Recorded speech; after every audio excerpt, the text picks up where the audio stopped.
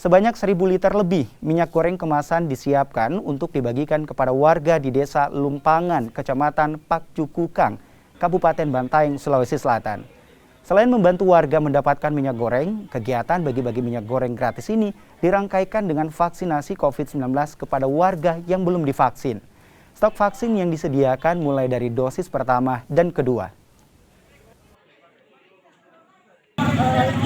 Saya tahu karena Pak Desa di sini mengarahkan kita dan mengukur ke masyarakat untuk datang divaksin dan ada berupa hadiahnya. Makanya kita mau ini, apalagi sekarang kita tahu karena minyak goreng itu sudah langka, Pak.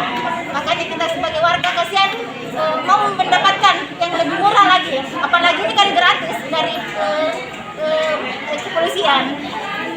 Untuk target di atas 1.000, karena untuk paket sembako ini di atas 1.000, saya nanti bisa mengharapkan kegiatan ini bisa memberikan dampak untuk memberikan kesehatan penanganan pandemi di dalam sebetulnya ada pancingan. Jadi semuanya harus sadar bahwa kesehatan itu penting, sehingga tidak perlu dengan adanya upaya paksa, namun dengan kesadaran itu melaksanakan vaksinasi, sehingga kita bisa menjadikan Kabupaten Bantaeng ini menjadi zona hijau kembali dan kita semuanya bisa melaksanakan penanganan pandemi dengan